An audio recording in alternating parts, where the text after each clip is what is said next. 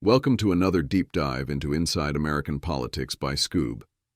I'm your host, Bradley Teller, and today we're peeling back the layers of a story that reads like a political thriller, complete with beauty pageants, biblical marriages, assassination plots, and enough conspiracy theories to fill a Netflix series. We're talking about Erika Kirk, the woman who went from Miss Arizona USA to the center of one of the most shocking political scandals of our time. Buckle up, because this story has more twists than a pretzel factory. Let's start at the beginning. Erika Lane Francevy was born on November 20th, 1988 in Ohio, but her story really begins in Scottsdale, Arizona, where she was raised after her parents' divorce. Picture this: a Catholic household, a mother emphasizing community service, and a young girl who would grow up to become one of the most polarizing figures in conservative politics.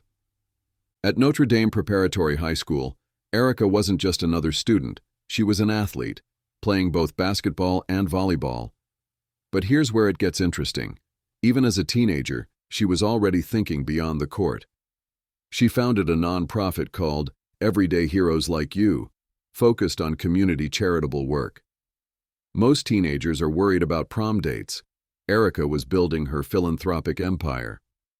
Fast forward to Arizona State University, where she studied political science and international relations. But wait, there's more.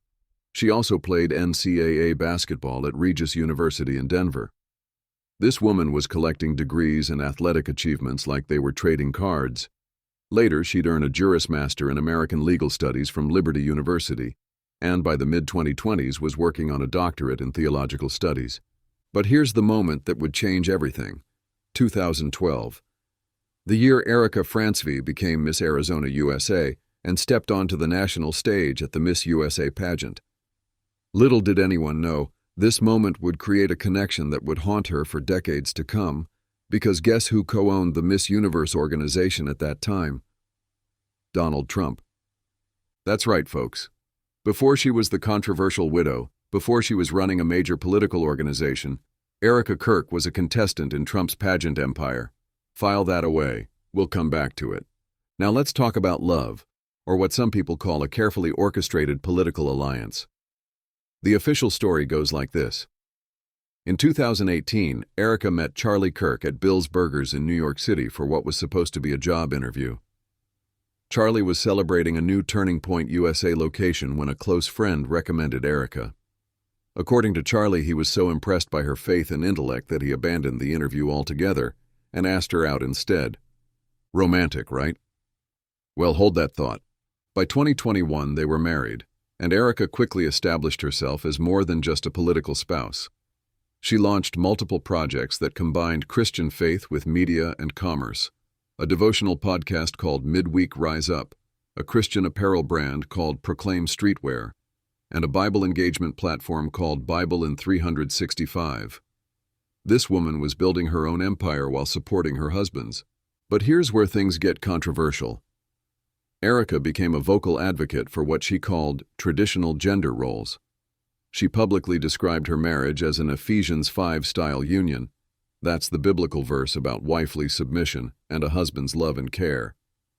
She advocated for women to prioritize family over career, despite her own extensive professional activities. The couple had 2 children, a daughter in 2022, and a son in 2024. From the outside, it looked like the perfect conservative power couple. Successful, attractive, prolific, and deeply religious. But internet sleuths weren't buying the fairy tale narrative, especially when they started digging into that close friend who supposedly introduced them. Here's where our story takes a hard left into conspiracy theory territory, and honestly, some of these claims are wild enough to make your head spin. The theory goes like this. What if that 2018 meeting at Bill's Burgers wasn't a coincidence? What if Erika didn't just happen to be recommended by some mysterious close friend? Online theorists suggest that the meeting was carefully orchestrated by powerful figures, possibly including Donald Trump himself, to place a highly connected operative at the heart of the MAGA youth movement. Think about it. Erika had already worked in Trump's pageant world, allegedly as a casting director in New York City, after her Miss USA stint. Charlie Kirk and Trump had a close working relationship through Turning Point USA. The timing was perfect to merge Trump's political influence with TPUSA's ground operation. But wait, it gets deeper. According to these theories, Erika's family connections made her the perfect candidate for such an operation. Her mother, Lori Francevy, is alleged to have worked with Homeland Security and the Department of Defense. Her father, Kent Francevy, supposedly had deep ties to the defense industry, even allegedly chairing Raytheon's Israel division and working on Iron Dome projects. Now, I have to stress, these are unverified claims circulating online. But the conspiracy theorists paint a picture of Erika as someone with a pedigree tied to U.S. government agencies, defense contractors, and pro-Israel circles. In their narrative, she wasn't a job candidate. She was an operative sent to secure an alliance and keep TPUSA aligned with the political establishment. The supposed payoff of this strategic marriage, Erika's swift transition to CEO of TPUSA after Charlie's death, and her current positioning as a potential future political candidate. To believers in this theory, everything that followed was part of a master plan, decades in the making. Let's dive deeper into that Trump connection, because this is where things get really interesting and really controversial. Remember, Erika's initial link to Trump was through the 2012 Miss USA pageant, where she competed as Miss Arizona USA. Trump co-owned the Miss Universe organization from 1996 to 2015, making him her boss, in a sense, during that competition. She didn't place nationally, but that wasn't the end of their professional relationship. After her pageant days, Erika pursued modeling and allegedly worked as a casting director in New York City. Here's where the speculation explodes. Persistent claims suggest she wasn't just any casting director, but that she was employed directly by Trump's Miss Universe organization. Some allegations even suggest she held a significant recruiting position within his pageant company. Fast forward to September 2025, the day that changed everything. Charlie Kirk was assassinated, and at his funeral, the images that circulated globally showed President Trump publicly comforting the tearful widow. But here's the thing that got people talking. In some photos, Trump appeared to be grinning while Erika was weeping in his arms. The optics were uncomfortable. The internet immediately went into overdrive, digging up old bikini photos from Erika's pageant days and connecting them back to rumors about her alleged employment with Trump's organization. People started asking, exactly how deep did this relationship go? The public nature of that consoling embrace, combined with the mixed facial expressions captured in photographs, fueled speculation that their relationship ran much deeper than a casual friendship or past business connection. It cast a shadow over everything: the 2012 pageant, the alleged casting director job, the 2018 meeting with Charlie Kirk, and now this very public, very scrutinized moment of grief. Now we come to one of the most controversial aspects of this entire story: Erika Kirk's behavior immediately after her husband's assassination and during his funeral service. Just 2 days after Charlie Kirk was killed, on September 12, 2025, Erika delivered a national address from Turning Point USA headquarters, vowing to continue Charlie's mission. But instead of sympathy, she faced immediate criticism about her demeanor and presentation. Critics described her emotional delivery as wooden, too polished, and scripted, more like a professional performance than raw, spontaneous grief. Online commentary went viral claiming she appeared composed and made up too quickly after such a tragedy. Some commentators alleged she was doing photo shoots hours after her husband's death.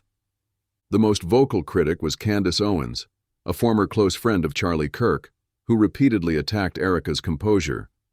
Owens asked pointedly, what kind of widow would not want the truths of her husband's murder to come out? She questioned why Erika was publicly forgiving the alleged shooter, Tyler Robinson, instead of demanding answers about a potential wider conspiracy. But the real controversy exploded during Charlie's public memorial service. Yes, Erika delivered an emotional eulogy where she publicly forgave the killer and recounted seeing a gentle smile on Charlie's lips after his death. That's not what people were talking about, though. It was her entrance to the stage that had everyone's jaws dropping. Critics compared it to a WWE script, complete with pyrotechnics, at a funeral. Let that sink in for a moment. The theatrical element was immediately seized upon as evidence of a cynical political spectacle. People argued this wasn't a memorial. It was a pre-production launch of Erika Kirk's political career. The optics were so bad that even supporters were scratching their heads. We're about to enter the darkest territory of this story, so listener discretion is advised. After Charlie Kirk's assassination, unverified but explosive allegations began circulating online about Erika's past activities. The most serious claims involve a charitable initiative she was allegedly involved with in Romania called Romanian Angels. Online conspiracy theories, lacking any official substantiation or police verification, suggested links between this charity and concerns about child trafficking. Now, I want to be crystal clear. These are unverified claims that have not been substantiated by law enforcement or credible investigative sources. But the allegations gained traction online, particularly given Erika's swift ascension to power following her husband's death. The conspiracy theories wove together her alleged modeling work, her pageant connections, her supposed casting director role with Trump's organization, and these Romanian charity claims into a narrative that painted Erika as someone with a deeply hidden and troubling past. These dark allegations were amplified by her critics, who pointed to her seemingly quick emotional recovery and her focus on political messaging rather than seeking justice for her husband's murder. They argued that someone with nothing to hide would be demanding investigations and answers, not immediately pivoting to forgiveness and political continuity. The timing of these allegations, surfacing immediately after she assumed control of a major political organization, led many to wonder whether they were strategic attacks designed to undermine her new leadership role or whether there was substance behind the smoke. And now we reach the most explosive allegation of all, the claim that Erika Kirk was somehow involved in the plot to assassinate her own husband. The theory hinges on several supposedly suspicious behaviors and coincidences. First, there's the social media post. Just hours before Charlie Kirk was shot, Erika posted a Bible verse, Psalm 46:1. God is our refuge and strength, a very present help in trouble. For conspiracy theorists, this timing wasn't coincidental or an act of faith. It was a coded message or psychological expression of stress, implying she knew trouble was coming. Then there's her rapid return to public view and her immediate forgiveness of the alleged shooter, Tyler Robinson. Critics argued that a devoted widow should be demanding answers and justice, not immediately forgiving the killer. Candace Owens and others suggested this quick forgiveness indicated Erika already knew the truth, that Robinson was merely a patsy, and that her calmness came from being aligned with the actual perpetrators. The deep state version of this theory suggests that if Erika was indeed a covert operative with high-level connections, she would be perfectly positioned to act as a handler for a faction that decided Charlie Kirk had become a liability. Maybe Charlie had discovered damaging secrets about his organization or associates. Maybe his growing political influence made him a threat to established power structures. In this narrative, Erika served as the critical link to set up the assassination, with Tyler Robinson as the fall guy. The most cynical version focuses on power and control. After the assassination, Erika immediately vowed to continue Charlie's work, promising to make his legacy stronger, bolder, louder. Critics twisted this into evidence that her eagerness to control Turning Point USA was the ultimate motive, that the assassination was premeditated to secure her position at the top of the influential organization. In September 2025, following Charlie Kirk's death, the board of Turning Point USA unanimously elected Erika as CEO and chair of the board. They cited Charlie's private wish for her to succeed him and carry his torch. For supporters, this was a touching tribute to a grieving widow honoring her husband's legacy. For skeptics, it was the final step in a long-planned succession, proof that she had been strategically positioned for this moment all along. And here's the kicker. Erika Kirk is now being floated as a potential vice presidential candidate for 2028. Think about that trajectory, from Miss Arizona USA in 2012 to potential VP candidate in just 16 years. That's either an incredible American success story or the most elaborate long-term political operation in modern history, depending on your perspective. Her public profile now spans pageantry, podcasting, nonprofit work, organizational leadership, and potentially national politics. She's positioned herself as a voice for traditional gender roles while simultaneously wielding significant political power. She advocates for women prioritizing family over career while running a major political organization. The contradictions are stark, and they fuel continued speculation about who Erika Kirk really is and what she really represents. So, who is Erika Kirk really? A grieving widow carrying on her husband's mission? Or a calculated power player placed by forces far beyond the public eye? The truth sits somewhere between rumor and reality, because when it comes to Erika Kirk, every answer only leads to more questions. The timing, the funeral, the rise to power, it all feels too perfect, or too planned.